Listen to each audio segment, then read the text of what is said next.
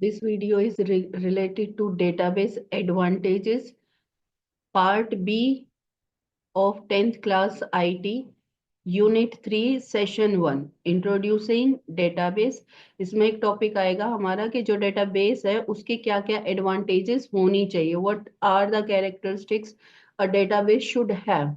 The first characteristics, the first advantage of a database should be it should reduce data redundancy. Data redundancy क्या होता है? Duplicacy of data, unwanted data को remove करना is called data redundancy. Next, data it should reduce data inconsistency. Inconsistency को भी remove करना चाहिए। It means के it should provide you correct data. It should allow you sharing of data, and it should provide you data security. Then provide privacy also should be provided, and standards can be enforced in the database. Okay, these all advantages are related to each other. If first advantages is required, only then the need of second advantage is there. Second advantage is there, after that comes third advantages, and fourth and fifth. You can say that all the advantages are interrelated with each other. Okay, now we will discuss these advantages in detail.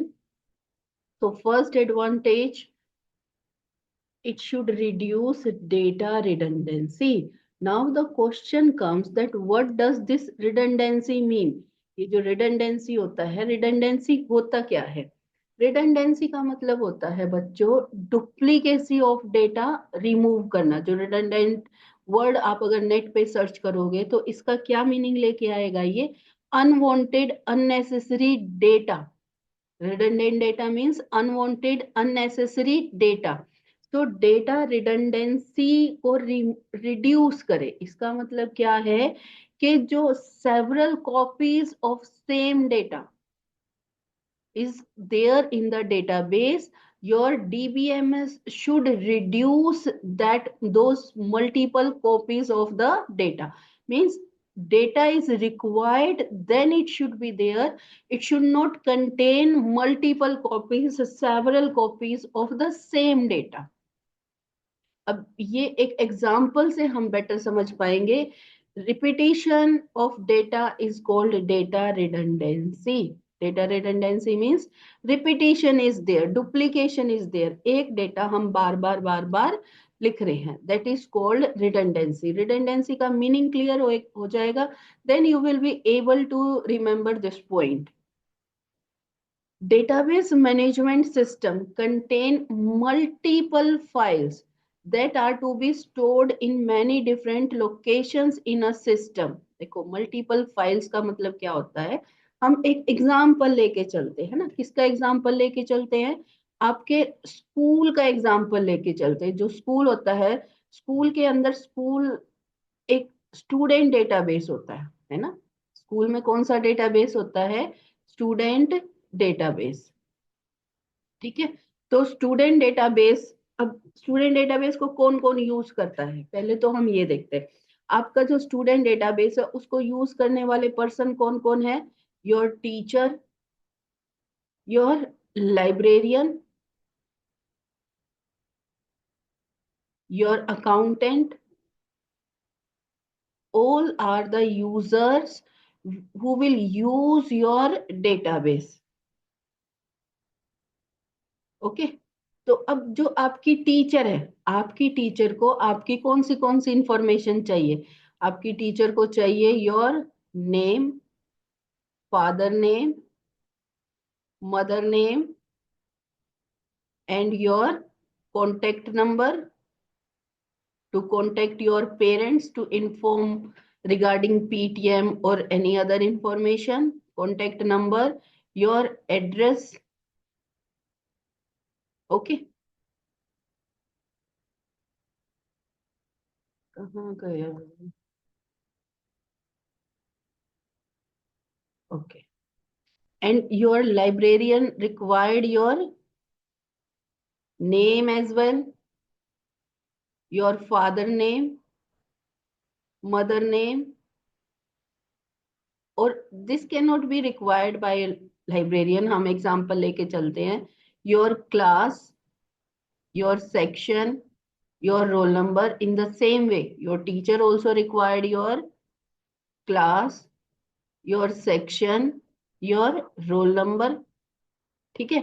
और जो teacher है, teacher को और क्या information आपकी चाहिए होती है बच्चों? मार्क्स की इंफॉर्मेशन और अटेंडेंस, है ना। मार्क्स की इंफॉर्मेशन और अटेंडेंस, आपके मार्क्स होते हैं ना टीचर के पास, क्लास टीचर के पास, आप किस दिन प्रेजेंट एब्सेंट है, वो सारी डिटेल्स किसके पास होती हैं? टीचर के पास। जो लाइब्रेरियन है, लाइब्रेरियन के बाद आप पास आपकी कौन सी इंफॉर्मेशन होगी? आपकी बुक से रिलेटेड इंफॉर्मेशन, कि आपने कौन सी बुक इशू कराई है, किस डेट पे इशू कराई है, और किस डेट पे आपने वो बुक रिटर्न करनी है, आपने आज तक कितनी बुक्स इशू कराई है ना, लाइब्रेरी का डेटा उसको रिक्वायर्ड होगा।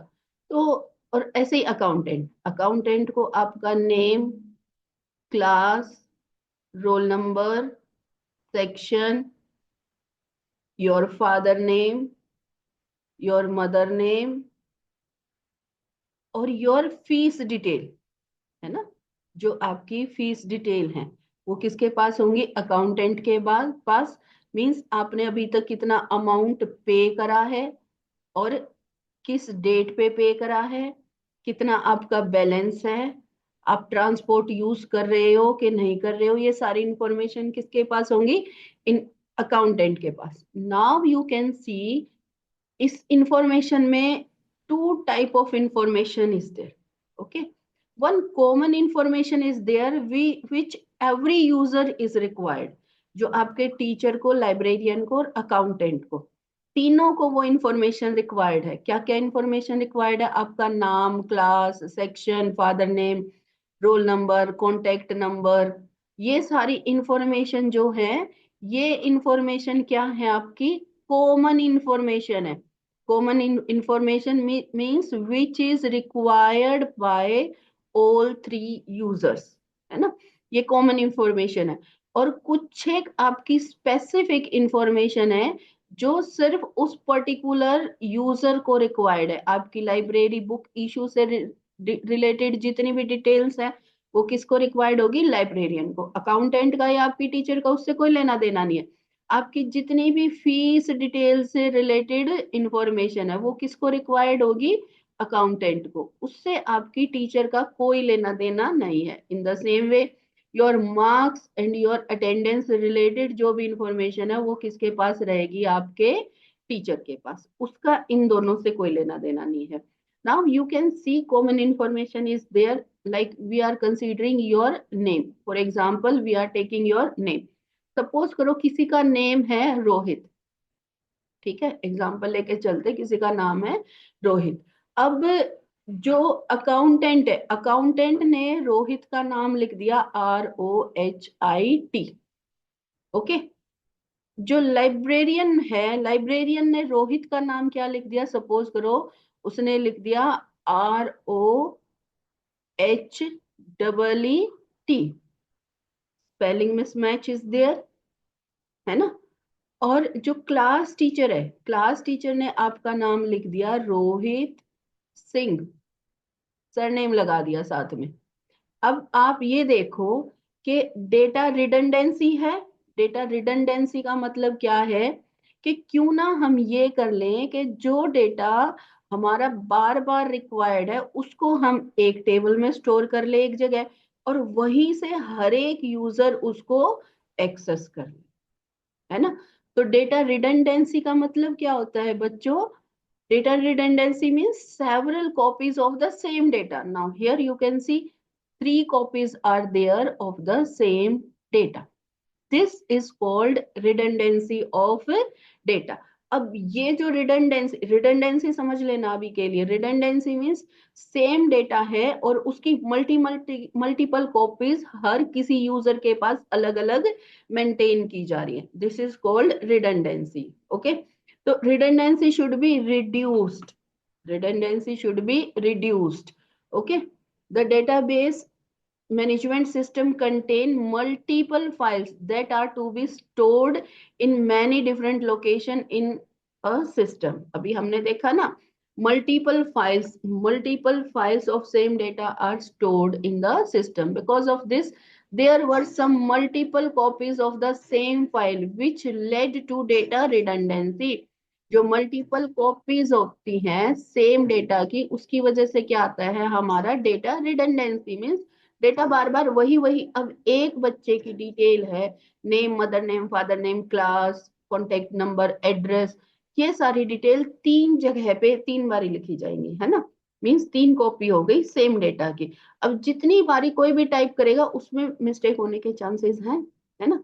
तो this is redundancy of data. अब रिडंडेंसी को रिमूव कैसे करते हैं, ठीक है। रिडंडेंसी को रिमूव करने के लिए एक प्रोसेस होता है that is called normalization. Database normalization is the process of efficiently organizing data in a database so that redundant means unnecessary data is eliminated.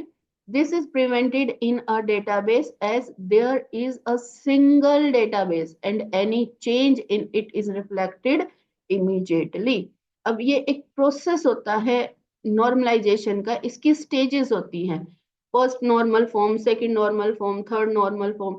जब हम हर एक लेवल पे आते हैं तो अल्टीमेटली लास्ट में आके डेटा रिडंडेंसी रिमूव हो जाती, वो एक प्रोसेस होता है पूरा, ठीक है। आपके सिलेबस में वो प्रोसेस नहीं है तो आप सिर्फ इतना याद रख लेना that data normalization is the process of efficiently removing the redundancy. Efficiently कैसे रिमूव कर सकते हो आप डेटा रिडंडेंसी को? by using the process of database normalization. Okay. Duplication of data may lead to inconsistency. जो देखो मैंने कहा था ना स्टार्टिंग में फर्स्ट स्लाइड में कि हर एक जो एडवांटेज है इसकी एक दूसरे से रिलेट होती आएगी। अभी हमने क्या समझा है यहाँ पे, डेटा रिडंडेंसी का मतलब क्या होता है ना। डेटा रिडंडेंसी का मतलब having multiple copies of the same data, duplicacy of data और रिपीटिशन ऑफ डेटा।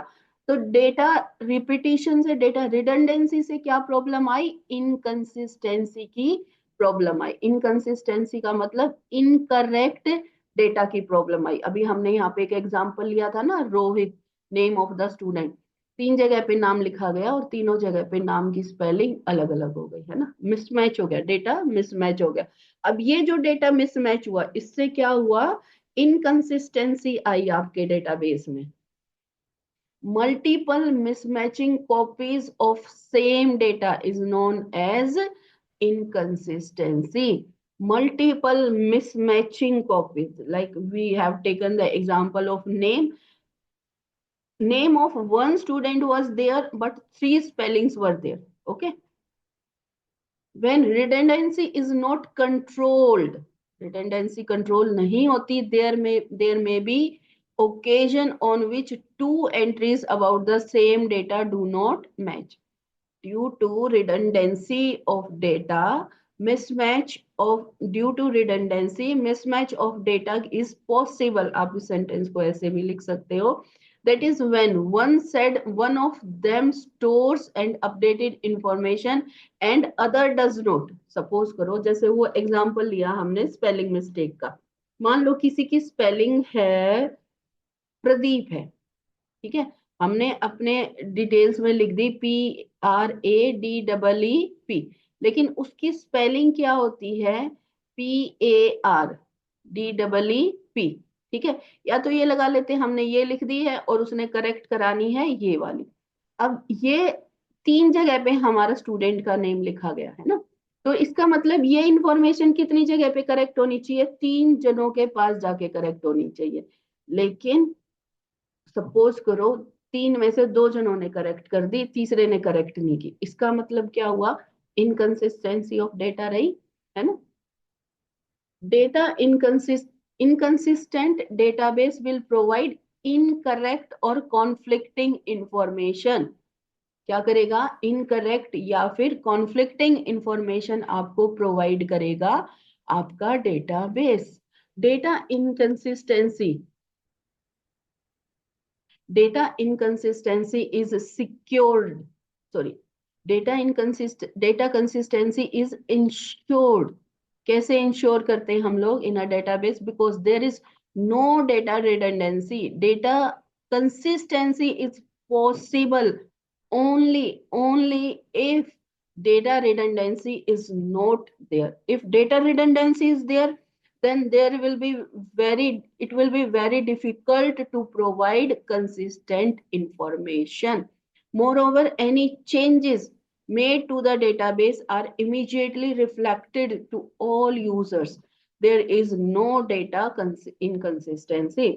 अगर आप डीबीएमएस यूज कर रहे हैं तो आपका डीबीएमएस जो है it should provide you data consistency. How it will provide you data consistency? By removing data redundancy. Okay, अब डेटा कंसिस्टेंसी के बाद हमारा नेक्स्ट जो है advantage, that is sharing of data in a database. देखो, sharing of data. Sharing of data का मतलब क्या है?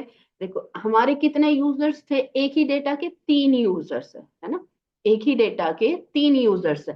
सपोज करो हमने क्या किया, हमने जो स्टूडेंट की पर्सनल डिटेल है जो कॉमन थी, जो हर किसी को चाहिए थी, वो हमने स्टूडेंट डिटेल टेबल में एंटर कर दी.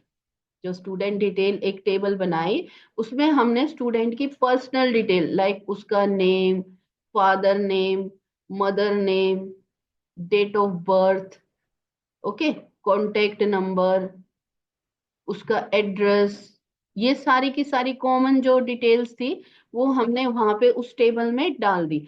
अब ये जो टेबल है इसके कितने यूजर्स हो जाएंगे? 3 यूजर हो जाएंगे ना. Your teacher, your accountant, your librarian. 3 जने इसको यूज करेंगे. इसका मतलब in a database the users of the database can share the data among themselves. हमने अभी एग्जांपल लिया है ना कि तीनों को वो डेटा यूज करना है. There are various level of authorization to access the data and consequently the data can only be shared based on with the authorized user.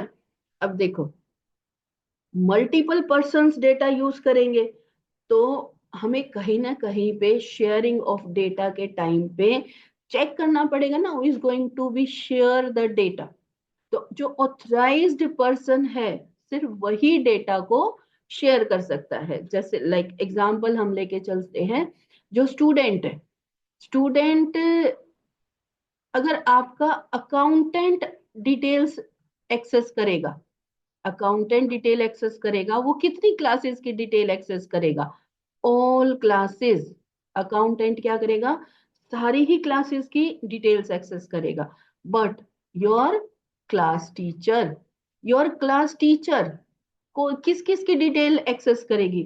Only particular one class जिसकी वो क्लास टीचर है ना? और जो librarian है, librarian भी क्या करेगी? लाइब्रेरियन ऑल क्लासेस का डेटा एक्सेस कर सकती.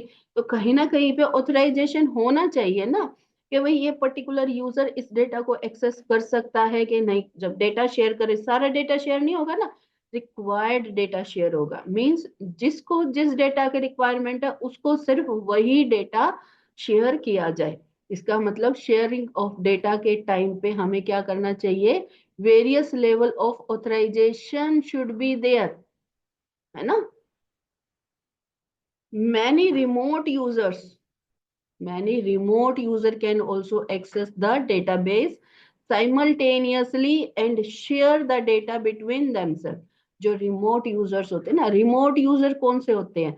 जैसे एक आपके स्कूल में कंप्यूटर्स है, कंप्यूटर पे अकाउंटेंट फिजिकली स्कूल में होता है और फिर आपके कंप्यूटर को यूज करता है, ठीक है? आपकी लाइब्रेरियन है, वो फिजिकली कंप्यूटर स्कूल में है और एक कंप्यूटर पे वो डेटा को एक्सेस कर रही है ना? ये फिजिकली आप अवेलेबल हो. लेकिन कई बारी क्या होता है, आप अवेलेबल कहीं और होते हो, आपका जो डेटाबेस होता है वो आपके स्कूल में होता है और आप वहां से उस डेटाबेस को एक्सेस कर रहे हो. अब आप कैसे एक्सेस करोगे? आप एक्सेस कैसे करोगे? Using internet. ठीक है? जो रिमोट यूजर्स होते हैं, रिमोट यूजर्स कैसे एक्सेस करते हैं डेटाबेस को? Using internet. इंटरनेट के थ्रू, जैसे एक एग्जांपल लेके चलते हैं, हमारा स्कूल है, ठीक है, हमारे स्कूल का मैनेजमेंट भी अलग अलग ब्रांचेस है। सपोज करो एग्जांपल लेके चलते, एक स्कूल का मैनेजमेंट है और उसके 5-6 ब्रांचेस हैं। जब वो 5-6 ब्रांचेस हैं तो कोई 5 और 6 ब्रांचेस का एक हेड बना रखा है। उस हेड को कभी भी देखना है कि स्कूल की कितनी फीस पेंडिंग है, तो वो हर स्कूल का डेटा अपने सिस्टम से एक्सेस करके देख सकता है। इसका मतलब वो जो मैनेजमेंट का पर्सन है, जो हर स्कूल का डेटा एक्सेस करके चेक कर रहा है, that person is remote user. Okay, कुछ एक ऐसे फिजिकल यूजर होंगे जो आपके स्कूल में है और वो वहां पर आपका डेटा एक्सेस कर रहे हैं, और कुछ एक remote users also can access your data. ठीक है, this is possible only because of sharing of data. The DBMS make sure that only the existing application can share the data in the database, but also that new application can be developed to operate against that same stored data. ठीक है, अब DBMS को क्या है कि जो DBM database में जो डेटा है वो एग्जिस्टिंग एप्लीकेशन मींस जिस डीबीएमएस में वो डेटा है वो तो उसको यूज कर सकते हैं, लेकिन कोई और एप्लीकेशन से भी हाँ डीबीएमएस को कनेक्टिविटी प्रोवाइड करनी चाहिए, ताकि आपका जो डेटा है वो वहां से उससे कनेक्ट करके हम उसके मल्टीपल यूजेस कर सके। जैसे एक एग्जांपल लेके चलते हैं, इसमें किसका एग्जांपल लेके चलते, आईडी कार्ड का। ठीक है, आपके पास डेटा है किसमें, कोई भी एक्सेल में ले लेते हैं ना, एक्सेल में है या हमारे सिलेबस में कैल्क है या फिर बेस है, इसमें डेटाबेस हमने बना रखा, बेस में हमने डेटाबेस बना रखा, अपने स्टूडेंट्स की सारी इंफॉर्मेशन हमने स्टोर कर रखी है बेस सॉफ्टवेयर में। अब हमारे पास एक एप्लीकेशन है, एक सॉफ्टवेयर है जिसमें आईडी कार्ड ऑटोमेटिकली बन जाते हैं, है ना, लेकिन उस एप्लीकेशन में हमारे स्टूडेंट्स की डिटेल होनी चाहिए ना, तभी तो ऑटोमेटिकली बन के आएंगे। अब जो ये आईडी कार्ड बनाने वाली एप्लीकेशन है उसकी कनेक्टिविटी हमारे डेटाबेस से होनी चाहिए, है ना। अगर कनेक्टिविटी हो गई इसका मतलब क्या हुआ, हमने आईडी कार्ड बनाने वाले ऐप को कनेक्ट कर दिया अपने डेटाबेस से और वहां से उसने डेटा उठा के ऑटोमेटिकली बच्चों के आईडी कार्ड जनरेट कर दिए। ठीक है, तो जो आपका डीबीएमएस है वो डेटा शेयर तो करेगा, जो आपके यहाँ स्कूल में यूजर्स है उनसे डेटा शेयर करेगा, प्लस जो रिमोट यूजर्स है उनसे भी डेटा शेयर कर सकते हैं, या हम अदर एप्लीकेशन से भी डेटा शेयर कर सकते हैं। तो your database should provide you the facility of sharing data. Okay, data को शेयर करने की फैसिलिटी प्रोवाइड करनी चाहिए उसने। ठीक है, ना सिर्फ अपने यहाँ यूजर्स को बल्कि रिमोट यूजर्स को भी और अदर एप्लीकेशंस को भी, दोनों को डेटा शेयर करने की फैसिलिटी प्रोवाइड करनी चाहिए। अब जब डेटा शेयर करेंगे तो क्वेश्चन आएगा ना डेटा सिक्योरिटी। अगर हम डेटा अपना शेयर कर रहे हैं किसी से तो हमें सिक्योरिटी का क्वेश्चन आएगा कि is my data is secure, कोई डिलीट तो नहीं कर देगा, कोई रिमूव तो नहीं कर देगा कोई डेटा, या कोई पार्ट या पूरा ही डेटा, या डेटा को चेंज कर दे। ठीक है, तो शेयरिंग ऑफ डेटा से कौन सा हमारा एडवांटेज निकल के आया जो आपके डीबीएमएस में होना चाहिए, that is data security.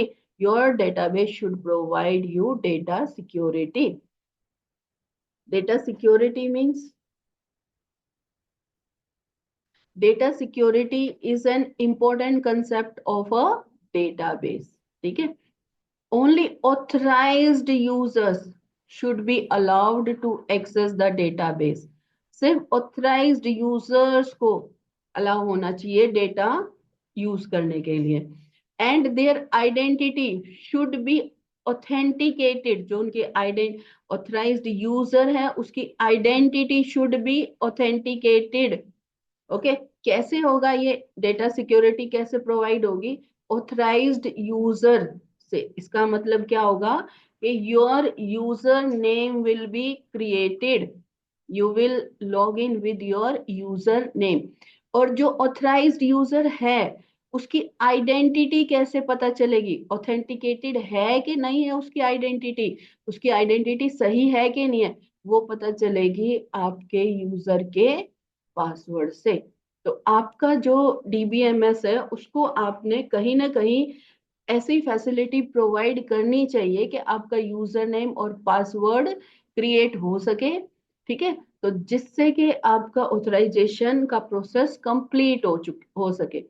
Unauthorised users should not be allowed to access the database। जो अनऑथराइज्ड यूजर्स हैं वो अलाउ नहीं होने चाहिए हैं डेटाबेस को एक्सेस करने के लिए under any circumstances as it violates the integrity constraint. ठीक है, तो डेटा सिक्योरिटी कैसे प्रोवाइड करी जाएगी?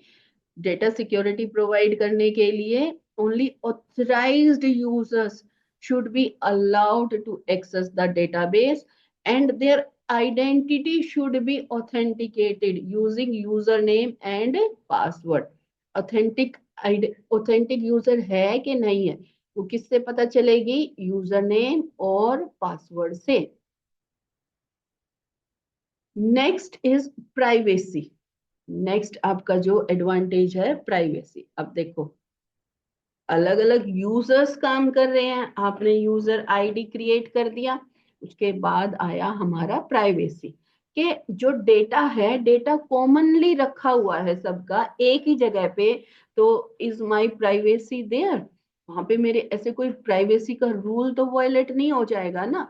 कि सपोज करो I don't want to show marks as a class teacher, I don't want to show marks of my class to anyone. ठीक है, मुझे अपने स्टूडेंट से पर्सनली डिस्कस करना। अब किसी बच्चे के मार्क्स थोड़े कम आ गए, उसके मार्क्स किसी ने चेक कर लिए कि इसके तो इतने कम हैं और उसको उसका मजाक बना दिया या कुछ भी है, एज ए क्लास टीचर मुझे नहीं किसी को बताना कि किस बच्चे के कम मार्क्स आए ज्यादा मार्क्स आए। Means my data should B private, है ना? जो मेरा डेटा है, कॉमन डेटा नहीं, जो कुछ डेटा मेरा है जो सिर्फ मेरे और स्टूडेंट से रिलेटेड है वो डेटा मेरा प्राइवेट रहना चाहिए, वो सिर्फ मैं ही देख सकती हूँ। ठीक है, मैंने किसी किसी स्टूडेंट के रिमार्क दे रखे हैं, रिपोर्ट कार्ड के लिए मैंने रिमार्क अपने स्टोर कर रखे डेटाबेस में। तो किस बच्चे को अच्छा रिमार्क मिला है, कैसा रिमार्क मिला, वो हर किसी को तो नहीं पता होना चाहिए ना, तो सिर्फ स्टूडेंट को टीचर को पता होना चाहिए कि उसके क्या रिमार्क दिया है टीचर ने। ऐसे प्राइवेसी should be there, है ना? So the privacy rule in a database states that only the authorized user can access a database। है ना, पिछले वाला पॉइंट जो हमारा डेटा सिक्योरिटी, डेटा सिक्योरिटी कैसे प्रोवाइड हुई थी? यूजर नेम और पासवर्ड से, है ना? अब वो यूजर नेम जो है ऑथराइज्ड यूजर है कि नहीं है? Authorized user can access a database according to its privacy constraint to secure data level। To secure data, levels are set in the database। ठीक है, डेटा को सिक्योर करने के लिए हम क्या करेंगे? लेवल सेट कर देते हैं। End user can only see the data which is allowed to be seen. ठीक है, जो उसको अलाउ है सीन करने के लिए सिर्फ वो उतना ही डेटा अपना देखेगा। फॉर एग्जाम्पल इन सोशल, से बढ़िया एग्जाम्पल दिया, सोशल नेटवर्किंग साइट सब यूज करते हैं ना, समझ भी जल्दी आ जाएगा। Access constraint are different for different accounts। A user may want to access, जैसे देखो हम एग्जाम्पल ही लेते हैं, किसका एग्जाम्पल लेते हैं? व्हाट्सएप का एग्जाम्पल ले लेते हैं, है ना? सपोज करो मेरे जो कांटेक्ट है, मेरे कांटेक्ट में 15 कॉन्टेक्ट्स हैं। ठीक है, उन 15 में से 5 जने ऐसे हैं जिनको मैं अपनी डीपी नहीं दिखाना चाहती। ठीक है, 5 जने ऐसे हैं जिनको मैं अपना स्टेटस नहीं दिखाना चाहती। तो उसमें मेरी प्राइवेसी सेटिंग होती है। प्राइवेसी सेटिंग में आप सेलेक्ट कर सकते हो कि किसको किसको किसको आपका स्टेटस ना दिखे।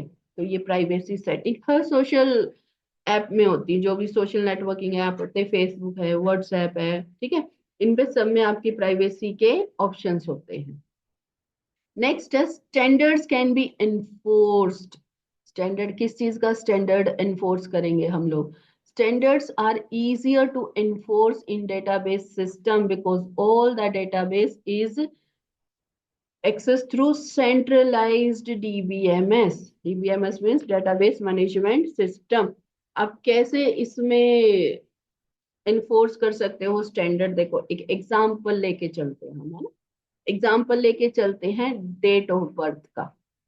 अब डेट ऑफ बर्थ जो है वो कितने फॉर्मेट्स में लिखी जा सकती है?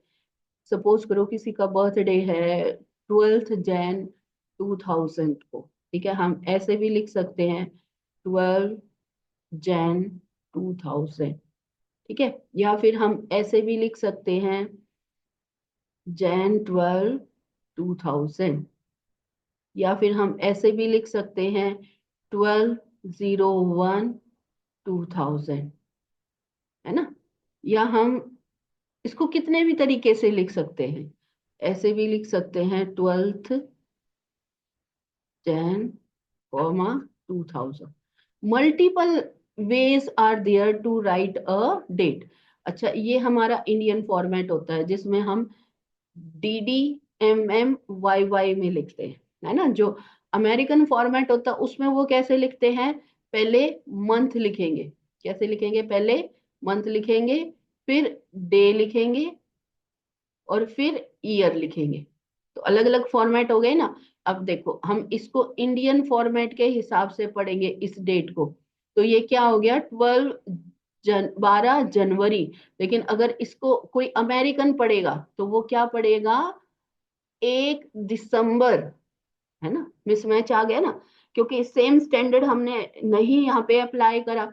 स्टैंडर्ड का मतलब ये है कि जो फॉर्मेट होगा वो सभी उसको फॉलो करेंगे, ठीक है। तो जैसे मैंने अभी एग्जांपल दिया कि जो डेट है, डेट को लिखने का अमेरिकन फॉर्मेट अलग होता है, इंडियन फॉर्मेट अलग होता है, ठीक है।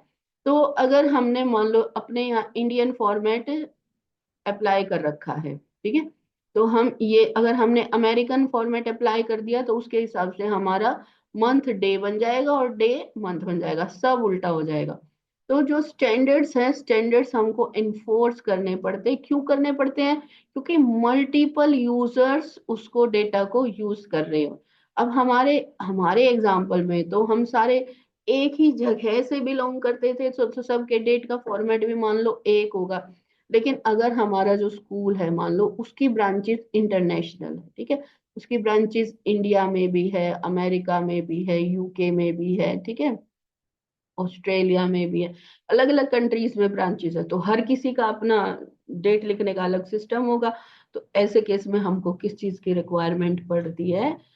स्टैंडर्ड्स की। स्टैंडर्ड्स का मतलब क्या होता है कि symmetry of data should be there. Okay, जैसे हम फीस लिखते हैं ना, अमाउंट लिखते हैं, रुपीज लिखते हैं, हमारे यहाँ क्या होता है? वंस टेंस हंड्रेड, कोमा, फिर 2 डिजिट, फिर कोमा, फिर 2 डिजिट, फिर कोमा, एंड सो ऑन, ठीक है। लेकिन जो फॉरेन का स्टैंडर्ड होता है उसमें क्या होता है? उसमें 3 डिजिट, कोमा, फिर 3 डिजिट, कोमा, फिर 3 डिजिट, है ना। ये लिख अगर हम अमाउंट लिख रहे हैं तो हमारे यहाँ पे कोई और फॉर्मेट अप्लाई होता है, और अदर कंट्रीज में कोई और अप्लाई होता है, ठीक है। तो अगर हम लोग ऐसे काम करें कि मल्टीपल यूजर्स काम कर रहे हैं, मल्टीपल जगह के यूजर्स है, मल्टीपल कंट्रीज के यूजर, उस केस में हमें क्या करना चाहिए? हमारे डेटाबेस को हमें स्टैंडर्ड्स प्रोवाइड करने चाहिए। स्टैंडर्ड्स का मतलब same format of writing any information. Here standard में relate to the naming of data, structure of data, format of the data. Okay, standard का मतलब कि जो naming of data, structure of data, format of data, ये सब किस तरीके का होगा। Standardizing stored data formats is usually desirable, required होते हैं for the purpose of inter data interchange और migration between system। जब एक सिस्टम से हम दूसरे सिस्टम में डेटा ट्रांसफर करेंगे, डेटा इंटरचेंज करेंगे, डेटा इंपोर्ट एक्सपोर्ट करेंगे, तो उस केस में हमें स्टैंडर्ड्स की नीड होती है, ठीक है। So this is all about today's video, advantages of a database। Important topic है ये, 2-3 नंबर में आपका आ सकता है थ्योरी में।